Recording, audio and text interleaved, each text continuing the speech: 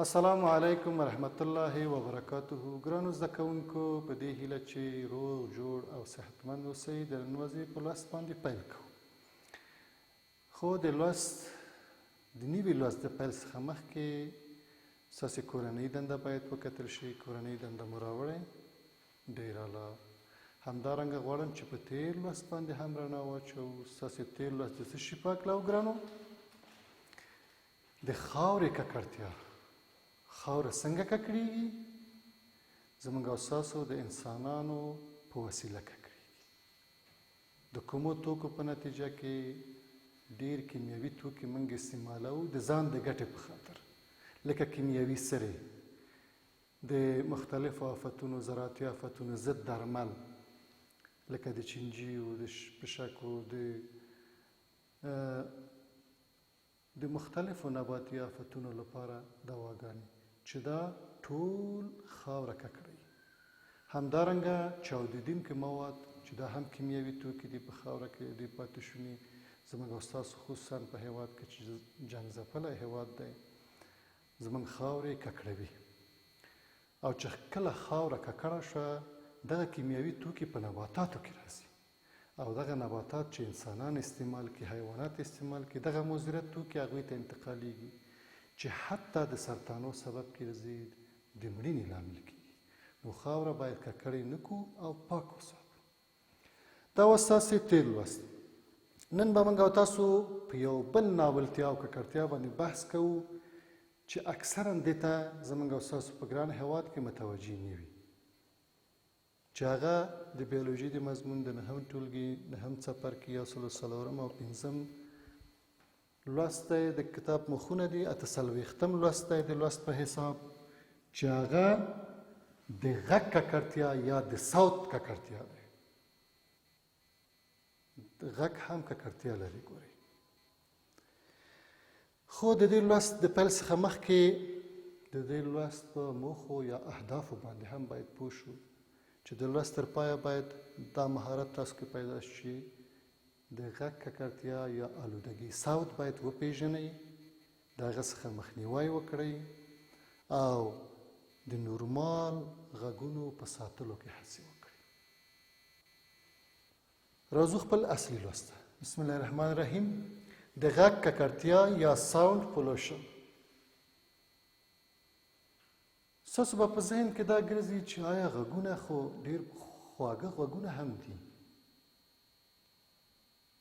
دا څنګه ککړتیا راولي؟ شاید یو غږ یو کس ته مطلوب وي، یعنې د هغه په غوږ باندې ښه ولګي، خو بل انسان ته نامطلوب وي. حتی د موسیقي غږ په ډېرو انسانانو ښه نه لګېږي، او د غږ ککړتیا رامنځته کوي.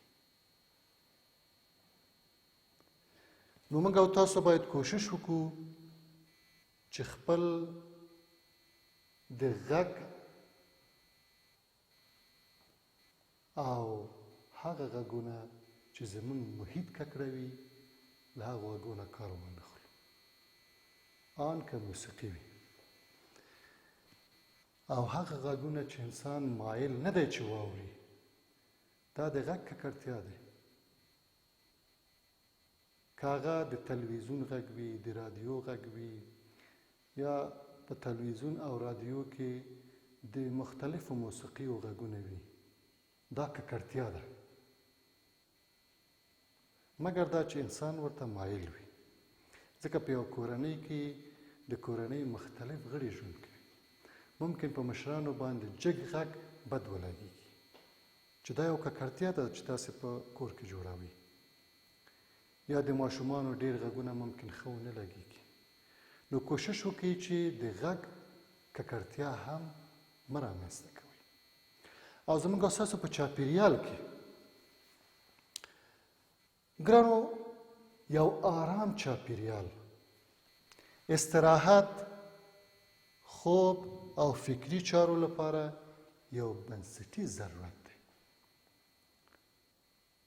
په عادي حالت کې هر انسان آرامتیا ته ضرورت لري، او د فکری کار لپاره، لکه د مطالعې لپاره، یا موږ چې اوس تدریس کوو، د درس لپاره یا د استراحت لپاره یا د خوب لپاره آرامتیا ته ضرورت لرو. او که چیرې د صوت آلودګي یا د غږ آلودګي رامنځته شي زموږ آرامتیا له منځه وړي. او همدارنګه په ښارونو کې د طیارو غږونه، د موټرو غږونه، د فابریکې غږونه، د ماشینونو مختلفو ماشینونو آوازونه، دا ټول د غږ ککړتیا دی چې باید د دې نه مخنیوی وکړو. څنګه مخنیوی وکړو ګرانو؟ لکه په موټرونو کې موږ او تاسو ډېر بد عادت دی زموږ او ستاسو د هېوادوالو چې د موسیقۍ یا هغه موسیقي چې د همغه ډریور خوښېږي په جګ آواز باندې به دی غږوي. دا د غږ ککړتیا ده.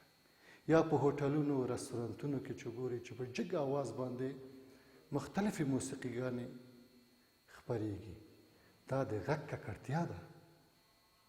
یا اوس نن سبا اکثرا د خرڅلاو لپاره مختلف لوډ سپیکرونه لګولي دي او په جګ آواز غږ کوي چې من دونه کیلو دونه. دا د صوت ککړتیا ده چې باید له دې نه مخنیوی وکړو. او کوم غږ چې په نورو باندې بد لګیږي، جګ آواز، هغه نه باید استفاده ونه کړو.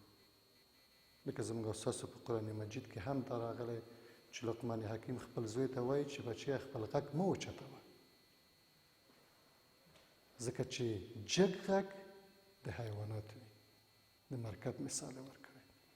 نو موږ هېڅکله حق نه لرو چې په خپل جګو غږونو، ان که د موسیقۍ غږ وي یا د نورو آلاتو د غږولو وي، د موټرو هارنونه وي او نور غږونه وي، د دې د استعمال څخه جلوګیري وکړو تر څو چې د صوت یا د غږ ککړتیا رامنځته نه شي. نو د صوت ککړتیا یا د غږ ککړتیا څه مشکل پیدا کوي موږ ته؟ څو مهم جنجالونه پیدا کوي. روحي ګډوډي. د صوت ککړتیا زموږ روح نارامه کوي. روح ته هم آرامتیا نه راولي. ان که موسیقي وي، ځکه یو کس ته ممکن خوښ شي اما نور د ټولو خو نه خوښېږي. فکري پاشلتیا. تاسې هېڅکله په یو د صوت په یو آلودګي کې خپل افکار متمرکز کولی نه شئ. فکرونه هم تیتیږي، پاشل کېږي. چې کله فکر کوئ نو آرامتیا ته ضرورت لري چې د صوت ککړتیا دا له منځه وړي. او بل د اورېدو ځواک ټیټېدل. ډېر لوړ صوتونه یا دغه آلودګي ستاسې بالاخره د اورېدلو ځواک ټیټوي. بعضې داسې فکر کوي چې دا په لوړ غږ باندې عادت شوی. نه، بلکې د هغه احساسات یا هغه حس د اورېدل یې ضعیف شوی چې د لوړ غږ په مقابل کې عکس العمل نه ښیي. د ده یو حس کمزوری شوی. نو لوړ آوازونه چې د هر څه وي د غږ ککړتیا ده. نو تاسې کوشش وکړئ ګرانو زده کوونکو چې هغه میانه حد وساتئ. نن موږ او تاسو څه ولوسته ګرانو؟ د غږ ککړتیا. غږ ککړتیا څنګه رامنځته کیږي؟ د مختلفو آوازونو یا هغه آوازونه چې زموږ او ستاسو غوږونه یا موږ په خپله اورېدو ته یې مایل نه یو، لکه د رادیو جګ غږ، د تلویزیون جګ غږ، د موسیقي جګ غږ، د طیارو غږونه، د موټر غږونه، د فابریکې د ماشینو غږونه او همدارنګه د جنراتورونو غږونه، یا ټول هغه غږونه چې موږ مایل نه یو چې هغه واورو. دا د غږ ککړتیا ده او باید یې مخه ونیسو.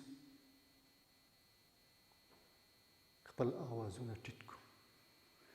څه مشکل پیدا کوي؟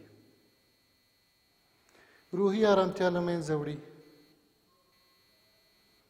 فکري پاشلتیا راولي، همدارنګه د اورېدو ځواک ټیټوي.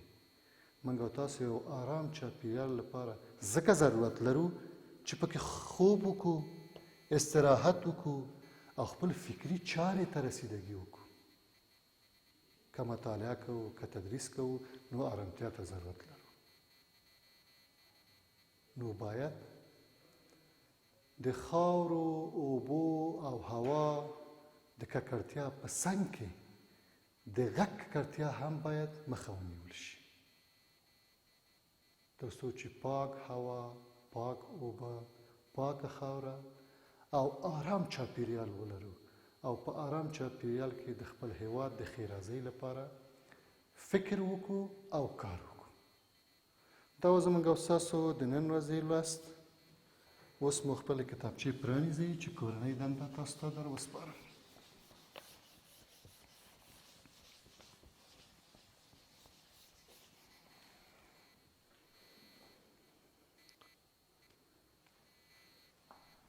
ګرانو زده کوونکو، تاسې بیا هم د غږ د ککړتیا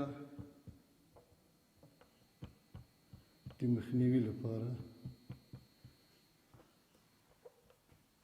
خپل نظریات ولیکئ.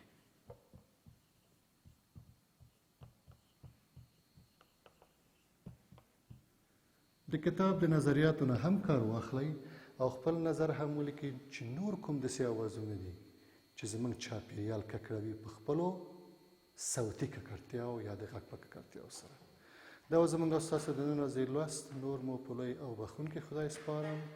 د خدای په امان.